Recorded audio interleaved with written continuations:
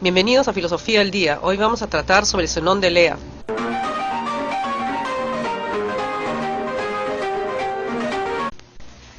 Zenón de Elea fue discípulo de Parménides y al igual que Parménides vivían en lo que hoy viene a ser Italia. Según el diálogo del Parménides de Platón, Parménides y Zenón llegaron a Atenas durante las fiestas panateneas en las que se permitía asistir a extranjeros en Atenas, y allí se encontraron con Sócrates y otros estudiosos. Con una lectura de un texto suyo, Zenón trató de defender ahí a su maestro Parménides, del cual se burlaban porque él decía que todo era uno y que por lo tanto no existe el movimiento. A través de su texto, Zenón trató de mostrar que afirmar lo contrario de Parménides, es decir, afirmar que no existe solo lo uno, sino que lo que se da es la multiplicidad y que todo es infinito, lleva a más contradicciones todavía. Y Zenón le dice, bueno, el que ríe último ríe mejor. Y entonces produce sus famosas paradojas, las simultáneas paradojas de Zenón, como dice Jorge Luis Borges. Zenón, además, introduce el método de lo que después se llama refutación por el absurdo. Zenón no dice, lo que tú dices es falso porque yo digo lo contrario y eso es lo verdadero. No, Zenón dice, bueno, supongamos que tú dices esto, vamos a ver, ¿no?, qué consecuencias se derivan de lo que dices. Y lo que hace Zenón es refutarlo, haciendo ver que eso de ahí se derivan consecuencias absurdas o contradictorias. Bueno, pero en este caso, él produce sus famosas paradojas. ¿Pero qué es una paradoja? Tal vez habría, antes de hablar de las paradojas de Zenón, de qué es una paradoja. Una paradoja es similar a una contradicción. Mucha gente dice que es una contradicción. Paradoja viene del griego para y doxa. Y para significa contra y doxa significa opinión. Entonces, paradoja es una opinión que, bonamente dicho, la opinión que todo el mundo acepta. Y también eso nos indica una fórmula para hacer paradojas, que es la siguiente: toma una opinión establecida, aceptada por todos, e inviértela. El estado permanente del hombre es la salud, y la enfermedad es un accidente, ¿no? Eso es lo que se dice.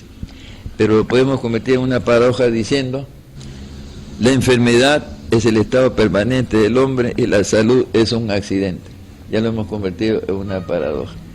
Entonces, esa es una paradoja. Bueno, las paradojas de Zenón, la más famosa es la de Aquiles y la tortuga. El famoso Aquiles de los pies ligeros, si le da una ventaja a la tortuga, no la va a alcanzar jamás, dice Zenón. ¿Por qué? Porque como hay una distancia que los separa, entonces Aquiles tendrá que recorrer la mitad y luego la otra mitad de la distancia. Pero cuando llegue a la mitad, la tortuga habrá avanzado algo, habrá otra nueva distancia, de la cual tendrá que recorrer la mitad y luego la otra mitad. Cuando llegue a esta mitad, la tortuga habrá avanzado algo, entonces tendrá que recorrer la mitad y luego la otra mitad. Cuando llegue a esta mitad, la tortuga habrá avanzado algo, y entonces tendrá que recorrer la mitad y luego la otra mitad. Cuando llegue a la mitad, la tortuga habrá avanzado algo, y él tendrá que recorrer la mitad para seguir a la otra mitad. Y así hasta un punto en que, como siempre el espacio se puede dividir en dos, siempre tendrá que pasar primero por la mitad y luego por la otra mitad, y aunque sea muy veloz, esa mitad, esa distancia le va a tomar un tiempo, y la otra, por más lenta que sea, algo tendrá que avanzar, por lo tanto, teóricamente, nunca la va a alcanzar. Esa es la famosa paradoja de la Aquiles de la tortuga. Para oponerse al movimiento, de que el movimiento no existe, ¿no? Por lo tanto, sí que el movimiento no existe. Pero esa paradoja ha querido ser refutada por muchos, y una de las interesantes, solamente voy a mencionar lo que dice Bertrand Russell, porque Bertrand Russell es un pensador, un filósofo moderno, matemático y lógico, y él dice que para poder refutar la paradoja de Zenón hay que admitir primero otra paradoja más grande, que el todo no es mayor que la parte. Nosotros sabemos que el todo es mayor que la parte, sí, claro, porque la parte es parte del todo, sí, pero él dice que para poder refutar esta paradoja de Zenón hay que admitir una paradoja mayor, que el todo no es mayor que la parte. Solamente en ese caso se podría, dice Bertrand Russell, refutar esa paradoja de Zenón. Bueno, para Zenón es muy interesante, tiene otra paradoja de la flecha. Si supongamos que si este momento yo lanzo una flecha, vamos a ver qué pasa con la flecha en cada punto de la trayectoria. en un punto tal, la fecha está ahí y no está en otro lugar.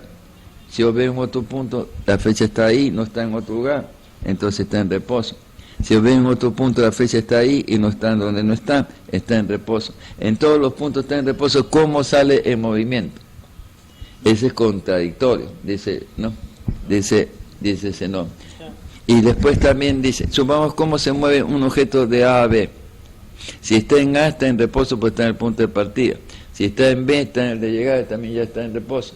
Entonces digo, no está en B, está en C, en la mitad. Ahí también está en reposo porque no está en ningún otro lugar.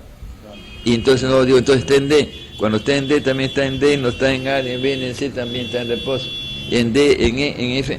Entonces, ¿cómo se mueve entonces un objeto de A a B? Cuando un objeto se supone, supuestamente se mueve de A a B, ya no está en A, pero todavía no está en B. Entonces está y no está en el mismo lugar. Y eso, dice el Zenón, es contradictorio y por lo tanto absurdo y por lo tanto imposible. Por lo tanto el movimiento es imposible, no existe. ¿Qué dice Hegel sobre eso? ¿Qué dice Hegel, que es idealista de filosofía, y qué dice Engels, también un materialista? Dicen que tiene razón Zenón. El movimiento es contradictorio. Sí, es cierto, el movimiento es contradictorio, porque consiste que una cosa está y no está en el mismo lugar, pero no porque sea contradictorio no exista, ni sea absurdo. Es contradictorio, pero es real, ¿no? Entonces, en parte tiene razón Zenón, y en parte no. O sea, es real, sí es real, y es contradictorio, y no quiere decir que sea absurdo ni imposible. Hegel dice que en realidad Zenón no está negando el movimiento de las cosas, no está negando, pero simplemente que lo que está diciendo Zenón, que el movimiento desde el punto de vista racional es absurdo, porque es contradictorio, desde el punto de vista racional, y para los griegos la razón estaba por encima de todo. Ninguna de las dos hipótesis, ni la de Parménides, ni el juego heurístico de Zenón, ninguno de los dos parte de la realidad. La realidad, diría Platón, es que las cosas están en movimiento y esa es la diferencia entre sofística, según Platón por lo menos, ¿no? Y dialéctica. La dialéctica, según Platón, tiene que partir de la realidad, las hipótesis tienen que partir de la realidad, y sobre esas se argumenta y se usa el instrumento de la heurística, que se usa pues también en el diálogo del Parménides, ¿no? Pero no puede partir de una hipótesis inventada. Esa es en realidad la diferencia grande, según Platón, entre sofística y dialéctica. La dialéctica parte de la realidad. Pero Hegel dice, por ejemplo, que en los sofistas hay dialéctica, y en Platón también, solo que en Platón habría una dialéctica objetiva, que es lo que tú dices que parte de las cosas, la realidad, y en los sofistas había más bien una dialéctica subjetiva.